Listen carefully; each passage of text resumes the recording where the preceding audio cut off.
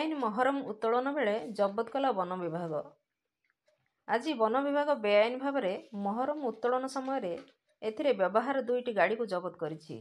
ଘଟଣାରୁ ଜଣାଯାଏ, ଷଡ଼ଙ୍ଗୀ ରେଞ୍ଜ ଅଧୀନସ୍ଥ ଧନିଆନାଳିଠାରେ ଥିବା ଜଙ୍ଗଲ ମଧ୍ୟରେ ଏକ ପଡ଼ିଆରୁ ଆଜି ଅପରାହ୍ନ ସମୟରେ ଗୋଟିଏ ଜେସିବି ଯାହାର ନମ୍ବର OD190971 ଏବଂ ଗୋଟିଏ ଟ୍ରାକ୍ଟର ଯାହାର ନମ୍ବର OD33Q1618ରେ ମହରମ ଲୋଡିଂ ଥିବା ସମୟରେ ଖବର ପାଇ ବନ ବିଭାଗ କର୍ମଚାରୀ ଘଟଣାସ୍ଥଳରେ ପହଞ୍ଚି ଉକ୍ତ ଗାଡ଼ି ଦୁଇଟିକୁ ଜବତ କରି ଷଡ଼ଙ୍ଗୀ ରେଞ୍ଜ କାର୍ଯ୍ୟାଳୟରେ ରଖିଛନ୍ତି। ବାସ୍ତବରେ ଯେଉଁ ଜାଗାରୁ ମହରମ ଉତ୍ତୋଳନ ହେଉଥିଲା ତାହା ବନ ବିଭାଗର ଅନ୍ତର୍ଗତ କି ନାହିଁ ଆସନ୍ତାକାଲି ତଦନ୍ତ ପରେ କାର୍ଯ୍ୟାନୁଷ୍ଠାନ ଗ୍ରହଣ କରାଯିବ ବୋଲି ବନ ବିଭାଗ ପକ୍ଷରୁ ପ୍ରକାଶ। ଢେଙ୍କାନାଳରୁ ସୌମ୍ୟରଞ୍ଜନ ମହାନ୍ତିଙ୍କ ରିପୋର୍ଟ, ନାଗରାଜ ନ୍ୟୁଜ।